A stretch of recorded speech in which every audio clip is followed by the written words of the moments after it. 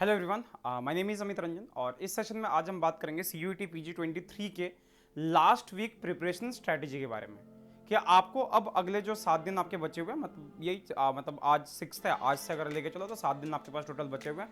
12 को आपका एग्जाम है, तो 12 तक आपको कैसी प्रिपरेशन स्ट्रैटेजी आपकी रहनी चाहिए ताकि आप मैक्सिमम एक्सट्रैक्ट कर सको, आउट ऑफ 400 मैक्सिमम मार्क्स आप ला सको। तो आपको क्या क्या चीजें करनी चाहिए इसके बारे में इस सेशन में आज हम बात करेंगे। ठीक है, तो चलिए स्टार्ट करते हैं। देखो यार, अगर हम बात करें तो CUET से आपको ये जो आपको डिफरेंट कॉलेजेस दिख रहे हैं, डिफरेंट यूनिवर्सिटीज दिख रहे हैं और भी बहुत सारी यूनिवर्सिटीज हैं जिनमें आपको एडमिशन मिलेगा। यहाँ पे मैंने टॉप यूनिवर्सिटीज कुछ हैं, उनके यहाँ पे पिक्चर्स लगा रखे हैं।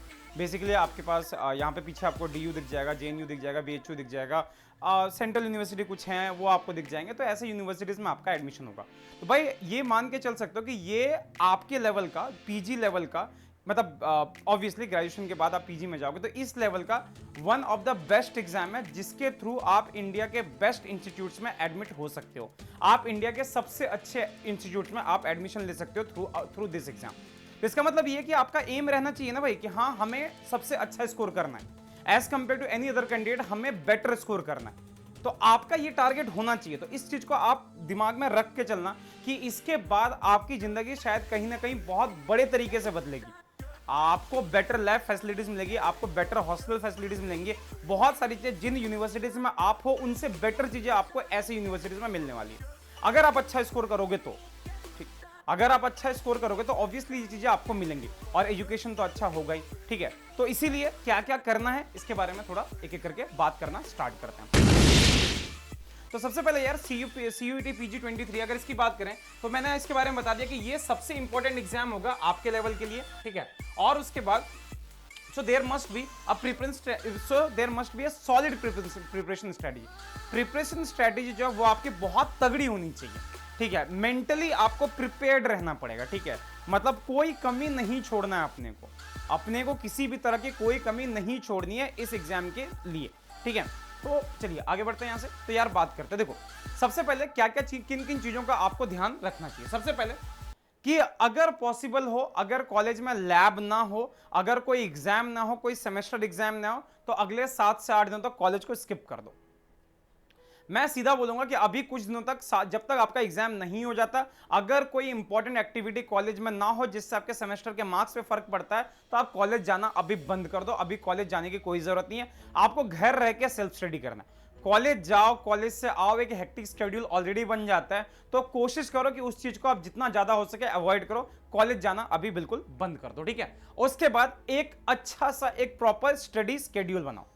ठीक है, और 7 दिनों तक, एटलीस्ट 7 दिनों तक आपको उस पर डटे रहना है। जनरली हम स्केड्यूल लॉन्ग टाइम तक फॉलो नहीं कर रहे हैं, बट चूंकि यहां पे अगले 7 दिनों तक की बात हो रही है, तो प्लीज 7 दिनों तक एक प्रॉपर स्केड्यूल बनाओ। एक प्रॉपर स्केड्यूल कि हाँ, मेरे को ये रिवाइज करना है, ये रिवाइज करना है, और जितने आपके सब्जेक्ट्स हैं उनको आपको प्रॉपर वे में आपको टाइम देना पड़ेगा। हर सब्जेक्ट को आपको बराबर टाइम देना पड़ेगा, क्योंकि यहां पे 7 यूनिट जो है आपके, वो सारे ही इंपॉर्टेंट है। 7 यूनिट से आपके क्वेश्चंस आएंगे, टोटल 75 क्वेश्चंस आने वाले हैं। 25 क्वेश्चन एप्टीट्यूड से रहेंगे, तो 25 क्वेश्चन की प्रिपरेशन अलग से करनी है, और बाकी जो आपके 75 क्वेश्चन है उनके लिए आपको प्रिपरेशन अलग से करनी है। बात समझो आप इस चीज को। ठीक है, तो भाई आगे बढ़ते हैं। तो यार यहां पे अगर मैं बात करूं दोबारा से कीट थिंग्स के बारे में, तो अपना जो आपका रिमेनिंग टाइम है इसको क्या करो, आप 2-3 घंटे के, मतलब समझ रहे हो कि किसी भी सब्जेक्ट को पढ़ने के लिए 2-3 घंटे का एक प्रॉपर स्केड्यूल बना लो, या फिर सिलेबस अगर आपके पास है तो सिलेबस का प्रिंट आउट निकाल के रखो और सिलेबस के इस पोर्शन से लेके इस पोर्शन तक मेरे को आज खत्म करना है। ठीक है, जैसे आपका क्लासिकल का हो गया, तो क्लासिकल के फर्स्ट 3 टॉपिक उठा लो कि हाँ इसको आज खत्म करना है। उसके बाद मॉडर्न के 3 टॉपिक उठा लो, उनको आज खत्म करना है। फिर आप इसको, और डेली सारे टॉपिक्स पढ़ने हैं आपको। बिल्कुल ऐसा मत करो कि आज पूरा दिन क्लासिकल पढ़ेंगे, कल पूरा दिन क्वांटम पढ़ेंगे, ये चीज बिल्कुल नहीं करना।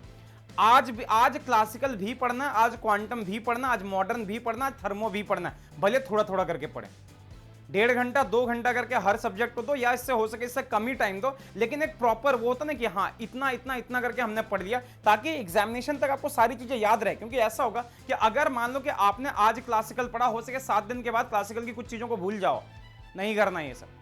ठीक है, आपको क्या करना है कि क्लासिकल भी आज थोड़ा सा पढ़े, मॉडर्न भी थोड़ा सा, क्वांटम भी थोड़ा, उसका थर्मो भी थोड़ा, और ये भी थोड़ा, और वो भी थोड़ा। तो ऐसे करके यूनिट्स को डिवाइड करना, यूनिट्स को डिवाइड करने के साथ अपने टाइम के साथ उसको डिवाइड करके रखना आप, कि कितना आपके पास अवेलेबल टाइम है, कितना आप पढ़ रहे हो, उसके अकॉर्डिंग आपको ये चीज डिवाइड करना है। बात समझ आ गई? अच्छा, उसके बाद आपको यही मैंने बोला, allocate time to each topic according to your strength and weaknesses. आपका देखो, जैसे आपको ऐसा लगता है कि नहीं मॉडर्न तो मेरा ऑलमोस्ट हो चुका है, तो भाई उसको पूरा 2 घंटा देने की जरूरत नहीं है, उसको फिर आधा 1 घंटा देके उसको छोड़ दो। आपको लगता है कि ये थर्मो में मेरे को थोड़ी प्रॉब्लम आ रही है, तो थर्मो को थोड़ा सा ज्यादा टाइम दो, थर्मो के लिए थोड़ा सा टाइम ज्यादा रखो कि अगर चीजें नहीं समझ आ रही है, चीजें अगर नहीं हो रही है, तो एटलीस्ट उसका वो पार्ट हम करके जाएं जो आपके पीवाईक्यूज में है। अगर कोई टॉपिक आपको टफ लगता है, इस बात का ध्यान रखना, अगर कोई टॉपिक आपको टफ लगता है, टॉपिक को एक बार पढ़ो, एक बार पढ़ने के बाद पीवाईक्यू कर लो, ठीक है। पीवाईक्यूज का ध्यान रखना कि हाँ क्वेश्चन में अगर ये पूछा गया, मेरे को इसका आंसर ऐसे करना है, बस आगे कुछ उस पर दिमाग लगाने की जरूरत नहीं, बाकी आप छोड़ दो। और दूसरे क्वेश्चन देखने की कोई नीड ही नहीं है, दूसरे क्वेश्चन को करने की कोई जरूरत ही नहीं है, बस इस बात का आपको ध्यान रखना है, ठीक है। आपको बात समझ आ गई? अगर कोई टॉपिक टफ लगता है तो आपको ये चीज करना है, टॉपिक इजी लगता है तो उसके क्वेश्चन जो है दूसरी जगह से निकालो। जैसे अगर आपके पास सीयूटी के 2-3 साल के पेपर है, ठीक है, अच्छी बात है, नहीं है तो फिर बीएचयू एचसीयू इनके 2-3 साल के पेपर है, उनको उठाओ, उनके 4-5 साल के पेपर उठा लो, अगर वो टॉपिक आपको इजी लगता है तो, ठीक है। तो आपको इस बात का ध्यान रखना कि अगर टफ है, देखो ऐसा है कि अगर आउट ऑफ 400 आपके 240 230 तक अगर आ गए, आपको टॉप यूनिवर्सिटी मिल जाएगी। इस बार डीयू भी आ गया, तो ऐसा टॉप यूनिवर्सिटी आपको मिल जाएगी इस केस में। तो अगर टॉप यूनिवर्सिटी आपको मिल जा रही है, तो इसका मतलब ये है ना कि आउट ऑफ 100 आपको 60 क्वेश्चंस करने हैं, 60 से 70 क्वेश्चन, 70 क्वेश्चन आपको करने हैं। एफिशिएंसी अगर 70 से 80% के आसपास रही तो 60 क्वेश्चन आपके सही जाएंगे, नेगेटिव करके भी करो तो 55 क्वेश्चन आपके सही जा रहे हैं, नंबर जोड़ के देख लेना 220 के आसपास बन जाएगा आपका, नेगेटिव को इंक्लूड करके मैं बोल रहा हूं। तो 220 के आसपास अगर बन गया तो आपको टॉप यूनिवर्सिटी मिल जाएगी। 227 228 पे जेएनयू शायद लास्ट ईयर मिल चुका है, तो इस बात का ध्यान रखना है, ठीक है। कट ऑफ के बारे में बाद में बात करेंगे, अभी आपका टारगेट जो वो यही रहना चाहिए कि एटलीस्ट कम से कम 200 तक का तो टारगेट मान के चले, 200 प्लस जितना जा सकते हो जाते रहो। तो करना वही चीज है कि क्या करना, अगर कोई टॉपिक टफ लगता है तो उसको दोबारा से अभी पढ़ने की कोई नीड नहीं है, अभी उस पर दिमाग मत लगाओ, अभी ये दिमाग मत लगाना उस पर कि हाँ इसको भी पढ़ के इसको भी सीख जाएंगे, नहीं। इस चक्कर में क्या होगा, जो आप ऑलरेडी पढ़ चुके हो वो आपसे छूट जाएगा, तो ये काम नहीं करना आपको, ठीक है। उनको नहीं भूलना, जो आपको आता है वो तो आपको आता ही है, जो नहीं आता उनके पास उन टॉपिक को एक बार पढ़ लो, पीवाईक्यूज कर लो और चले जाओ, बाकी छोड़ दो, बाकी गोली मारो उसको, ठीक है। तो इस बात का बहुत अच्छे से आप ध्यान रखोगे, ठीक है। तो उसके बाद फिर हर स्केड्यूल के बीच में प्लीज ब्रेक जो है वो लेते रहना, ब्रेक लेना बहुत इंपॉर्टेंट, ठीक है। बॉडी में कहते हैं ब्लड सर्कुलेट जो है वो प्रॉपरली होते रहना चाहिए, तो जितना सही ब्लड सर्कुलेशन होगा आपकी पढ़ाई उतनी ही बढ़िया तरीके से होगी, तो इस बात का बहुत अच्छे से आप ध्यान रखोगे, ठीक है। चलो अगले पे बात करते हैं यार, आपको रिवीजन कैसे करना है। अगर मैं रिवीजन की बात करूं तो रिवीजन के कुछ पिलर पॉइंट्स जो हैं आपके पास, they are the formula sheets. आपका फॉर्मूला शीट आपके पास प्रिपेयर्ड रहना चाहिए, नहीं है तो बनाते रहो, ठीक है। जैसे मेरी क्लासेस चलती है ना डेली शाम के 5 बजे, 5 साढ़े 5 बजे, जहां पे हम डेली फॉर्मूले लिख रहे हैं, वो फॉर्मूला शीट आपके पास तैयार रहना चाहिए। फॉर्मूला शीट एक बार देखो, उसके अगर कुछ क्वेश्चंस मिल रहे हैं पीवाईक्यूज में, उसको सॉल्व करो और बढ़ते चलो आगे, ठीक है। आपने वो टॉपिक पढ़ रखा है, बढ़ते चलो, बस ये करना, ठीक है। फॉर्मूला शीट आपके पास हो गया। मॉक टेस्ट अगर पॉसिबल है तो दो, अगर नहीं है तो अब अगले 7 दिनों में देने की कोई नीड नहीं है। पॉसिबल है तो अगले 7 दिनों में 2 से 3 मॉक टेस्ट दे सकते हो, इससे ज्यादा नहीं। पर डे अभी मॉक टेस्ट देने की नीड नहीं है, अभी छोड़ दो, ठीक है। उसके बाद जो आपको डिफिकल्ट टॉपिक्स लगते हैं इनको क्या करो, कोशिश करो कि छोड़ दो। डिफिकल्ट टॉपिक्स अगर हैं आपके, आपने जिन टॉपिक्स को नहीं पढ़ा है, न्यू टॉपिक्स है, छोड़ दो इनको। अगर थोड़े से ऐसे हैं कि नहीं थोड़ा सा टाइम लगा के अगर इसको ठीक किया जा सकता है तो फिर उसको दो, अदरवाइज नीड नहीं है, उस पर टाइम देने की जरूरत नहीं, उसको छोड़ते चलो। और जो आपको इजी लगता है उन टॉपिक्स पे फोकस करो, ऐसा ना हो कि डिफिकल्ट पढ़ने के चक्कर में जो आपको इजी आ रहा होता है वो आपसे छूट जाए, इस बात का ध्यान रखना आप, ठीक है। उसके बाद अगर बात करें स्किप न्यू टॉपिक्स, यही मैंने बात करी कि नए टॉपिक्स जो उनको जितना ज्यादा हो सके अवॉइड करो, नए टॉपिक्स आपको नहीं पढ़ने हैं। जितना आपने सिलेबस का जितने टॉपिक्स आपने कर लिए अच्छी बात है, अगर कोई टॉपिक आपने नहीं किया तो उसको छोड़ दो आप आराम से, ठीक है। लेफ्ट आउट टॉपिक्स अगर हैं तो वही बात होगी कि उनको छोड़ते चलो, जितने लेफ्ट आउट टॉपिक्स है। हाँ, लेकिन लेफ्ट आउट टॉपिक्स में अगर वो टॉपिक है जिसको आप कभी पढ़ चुके हो और आपको वो समझ आ चुका है, तो उसको एक बार निकाल के देख लो, एक बार ढंग से उसका फॉर्मूला शीट बना लो, और उसके बाद फिर उसके जितने 5-6 साल के पीवाईक्यूज मिल रहे हैं उनको सॉल्व कर लो। क्योंकि एक पर्टिकुलर टॉपिक से 5-6 साल में कितने क्वेश्चन मिलेंगे, 3 से 4 क्वेश्चन मिलेंगे मैक्सिमम, इससे ज्यादा थोड़ी मिलते हैं। हर साल हर टॉपिक से क्वेश्चन थोड़ी आता है। और बात करते हैं शॉर्ट नोट्स की। शॉर्ट नोट्स बनाते रहा, जो टॉपिक आप रिवाइज कर रहे हो, जैसे फॉर्मूला शीट आप बना रहे हो, फॉर्मूला शीट के साथ शॉर्ट, देखो फॉर्मूला शीट में सिर्फ फॉर्मूले रहते हैं, और शॉर्ट नोट्स की बात करें तो शॉर्ट नोट्स में फॉर्मूले के साथ साथ कुछ इंपॉर्टेंट क्वेश्चंस के सॉल्यूशंस भी होते हैं, जहां से आपको यह पता चले कि हाँ ये क्वेश्चन अगर आएगा तो इसको इस तरीके से सॉल्व करना, तो ये आपके पास होना चाहिए। अगर होगा तो बहुत अच्छी बात है, नहीं है तो फिर दिक्कत है, ठीक है। तो ये चीज कर लो, शॉर्ट नोट्स जो अपने पास रखना।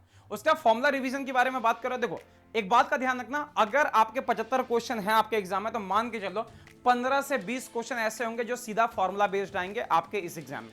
15 से 20 क्वेश्चन डायरेक्ट फॉर्मूला बेस्ड आएंगे। तो अगर क्वेश्चन फॉर्मूला बेस्ड आ रहे हैं 15 से 20 का मतलब समझ रहे हो, 75 में से 15 मतलब 20% क्वेश्चन अगर फॉर्मूला बेस्ड आ रहे हैं, फोड़ दोगे भाई एग्जाम। 100 नंबर आपके बन जाएंगे लगभग। 100 नंबर अगर नहीं बन रहे तो कम से कम 70-80 तो बन ही रहे ना। तो 70-80 के आसपास नंबर जो है सिर्फ आपके फॉर्मूला के बेसिस पे आएंगे। तो मेक श्योर कर लेना कि आपको ना हर टॉपिक के फॉर्मूले, जो टॉपिक याद पढ़ रखे हैं उसके फॉर्मूले से फिंगर टिप्स पे आपको याद हो, एकदम ऐसे करके फटाफट याद हो। लोग कहते हैं चीजों को कंठस्थ रखा करो, हम कहते हैं नहीं भाई, होठों को क्या बोलता है, बातों को मतलब चीजों को जो फॉर्मूले उनको अपने होठस्थ रखा करो, मतलब अपने होठों पे रखा करो। कोई पूछे पट से आपके मुंह से निकलना चाहिए, क्योंकि देखो 100 क्वेश्चन रहेंगे और आपके पास टाइम 1 घंटे का रहेगा। हर क्वेश्चन में मुश्किल से 1 से कुछ मिनट का टाइम लगेगा। अगर कुछ क्वेश्चन आप छोड़ के भी जाते हो, छोड़ोगे ऑब्वियसली, कुछ क्वेश्चन तो छोड़ोगे। मैंने आपको बोला ही है कि 30 से 40 क्वेश्चन छूटेंगे, 30 से 40 क्वेश्चन छूटेंगे। अगर 60 क्वेश्चन में तो हर क्वेश्चन में आपको 2 मिनट का टाइम मिल रहा है। 2 मिनट में ऐसा बिल्कुल नहीं होना चाहिए कि फॉर्मूला आप जाके डिराइव कर रहे हो, करने की जरूरत नहीं है। फॉर्मूला आपको याद रहना चाहिए, अपने होठों पे रहने चाहिए वो फॉर्मूले। तो जितना ज्यादा हो सके फॉर्मूला को रटना स्टार्ट करो। तो क्या करना है इसके लिए, तो भाई ऐसा है, सोने से पहले एक बार फॉर्मूला शीट जो आपने बनाया, अभी बता दिया उसके बारे में। फॉर्मूला शीट जो आपने बनाया उसको रात में एक बार सोने से पढ़ लो, सुबह उठ के एक बार दोबारा से उन्हीं फॉर्मूले को एक बार देख लो, सेम फॉर्मूला शीट, चीजें याद हो जाएंगी, याद होती जाएंगी। और रोज करो इस चीज को, बहुत काम आएगा। ठीक है, उसके बाद एप्टीट्यूड वाले पार्ट की बात करें। एप्टीट्यूड भी आपके एग्जाम में 25 मार्क्स का आता है। तो 25 मार्क्स जो है, सॉरी 25 क्वेश्चंस आते हैं, 100 मार्क्स का आता है। तो अगर 25 क्वेश्चंस है उन पे कमांड कैसे करना, सबसे पहली बात क्लास 9 10th के एक बार इंपॉर्टेंट थ्योरम्स जाके देख लेना, जरूरत पड़ेगी आपको उनकी। दूसरी बात क्या होता है, A to Z वाला जो होता है ना, तो एक रफ सा आइडिया रखना कि A1 पे आता है, B2 पे आता है, C3 पे आता है, D4 पे आता है, E5 पे आता है। इससे क्या हो गया, जो सीरीज वाले क्वेश्चन होंगे वो आपसे इजीली सॉल्व हो जाएंगे। तीसरा, मैंने 5 से 6 एप्टीट्यूड के क्लासेस ले रखे हैं अनअकैडमी CSIR नेट के यूट्यूब चैनल पर, जाके उनको एक बार देखना। 5-6 क्लासेस हैं, उनमें उनसे आपको एप्टीट्यूड वाले पार्ट में एक अच्छी खासी पकड़ हो जाएगी कि अगर मैं यहाँ पे कोई नंबर देखता हूँ फैक्टोरियल 20, तो फैक्टोरियल 20 में टोटल कितने जीरोज होंगे। तो ऐसे क्वेश्चन जो आते हैं इन पे थोड़ा सा कमांड रखा करो। ठीक है, जाके उसको प्लीज एक बार देखना, लिंक मैं डिस्क्रिप्शन बॉक्स में डाल दूंगा। दूसरी बात कि आपको न्यूज़पेपर पे कमांड रखना है। न्यूज़पेपर या डेली करंट अफेयर जो उसको थोड़ा थोड़ा देखते रहो। अभी रिसेंटली देखो होता क्या कि बहुत सारे जैसे एसएससी के हो गए या यूपीएससी के, ऐसे बहुत सारे कोचिंग इंस्टीट्यूट्स होते हैं जो हर वीक का वीकली न्यूज रिलीज करते हैं। मतलब वो क्या करते हैं कि क्या क्या इवेंट हुआ है रिसेंटली उसके बारे में अभी वो क्या करते हैं न्यूज़पेपर में, मतलब पॉइंट वाइज वो पीडीएफ निकालते हैं उसका।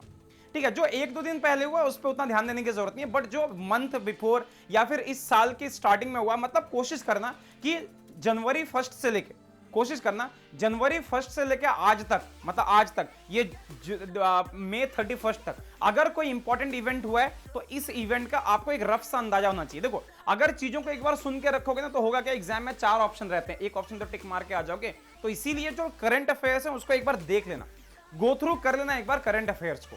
ठीक है, क्या क्या मतलब जनवरी 1 से लेकर आज तक हुआ उसको एक बार देख लेना। ठीक है, और बाकी कुछ चीजें ऐसी होंगी जो रिलेटेड होती है तो उनको थोड़ा बहुत देख सकते हो। जैसे भारत के राष्ट्रपति द्रौपदी मुर्मू है, आप पूछ दिया जाएगा द्रौपदी मुर्मू कहां से, इस तरह के क्वेश्चन कुछ कुछ आ जाते हैं। तो इस चीज इन चीजों का थोड़ा ध्यान रखना। ठीक है, इसमें थोड़ी सी कमांड आप कर लेना। उसके बाद PYQs जितने एप्टीट्यूड के उसको थोड़ा सा देखना। देखो 25 में से आप टारगेट रखोगे 15 से 20 क्वेश्चन भी अगर आप कर लो ना तो ये वाला पार्ट काफी सही है।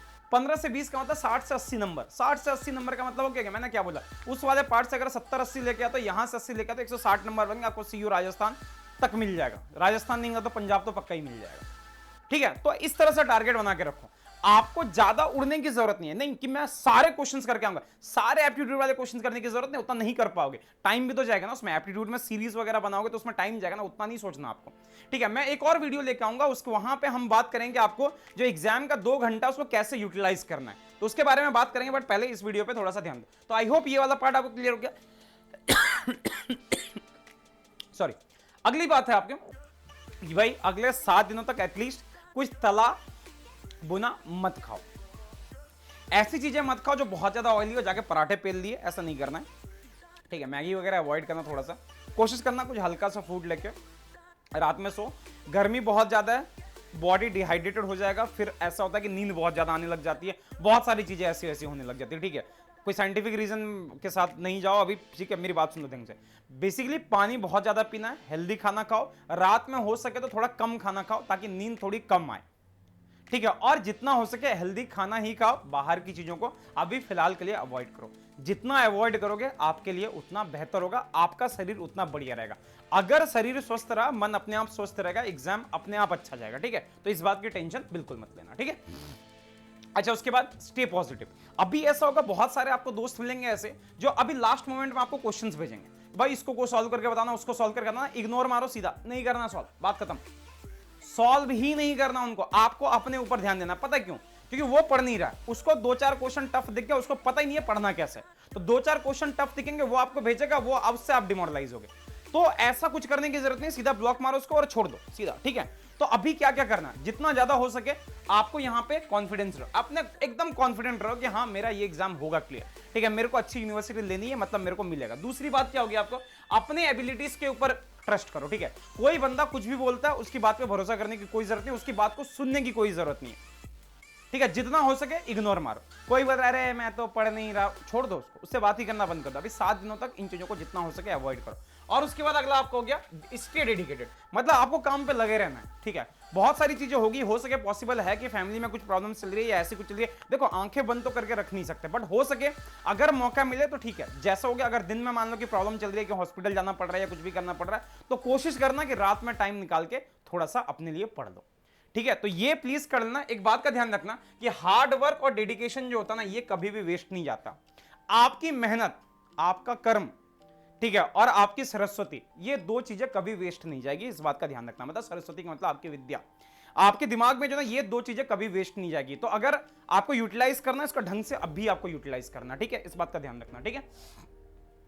तो भाई आप लास्ट आखिरी में कि भाई गेट पीसीएम का एक नया कैटेगरी जो है अनअकैडमी में लॉन्च हो गया है। तो अगर आप गेट फिजिक्स केमिस्ट्री मैथ की अगर आप तैयारी करना चाहते हो, ठीक है, तो आप अनअकैडमी से गेट फिजिक्स की तैयारी कर सकते हो। इसका एक हमने इंट्रोडक्शन सेशन जो ऑलरेडी ले लिया, उसका लिंक मैं नीचे डाल दूंगा, आप जाके देखना कि गेट फिजिक्स के क्या क्या फ्यूचर है। चूंकि आप एमएससी के बाद गेट का एग्जाम दोगे ही दोगे, फिजिक्स में, केमिस्ट्री में, मैथमेटिक्स में, तो एक बार प्लीज उस वीडियो को जाके देख लेना। उसके बाद फिर कोशिश करना जितना जल्दी हो सके इसका सब्सक्रिप्शन ले लो, ताकि आपकी पढ़ाई जो है वो दोबारा से ट्रैक पे आ जाए। ऑब्वियसली ये सारे टीचर्स पढ़ाएंगे आपको। बाकी ऑल द बेस्ट आप सारे लोगों को आपके इस एग्जाम के लिए। बाकी एक और वीडियो लेके आएंगे, वहां पे हम बात करेंगे आपको एग्जाम के 2 घंटे किस तरह से यूटिलाइज कर, ठीक है। So thank you so much. और बाकी अनअकैडमी पे सीएसआर नेट में जो है उसमें नया बैच जो है वो आपका न्यूक्लियर एंड पार्टिकल फिजिक्स का, ये आपका स्टार्ट हो रहा है 14 तारीख से। तो आप इस बैच को ज्वाइन कर सकते हो अनअकैडमी का प्लस सब्सक्रिप्शन लेके, कोड यूज करना LiveMIT10, इसके साथ आपको सारे सब्सक्रिप्शन पे 10% का ऑफ मिल जाएगा। तो मिलते हैं जल्दी आप लोगों के साथ अगले वीडियो में, तब तक के लिए tata, take care, bye bye and thank you so much.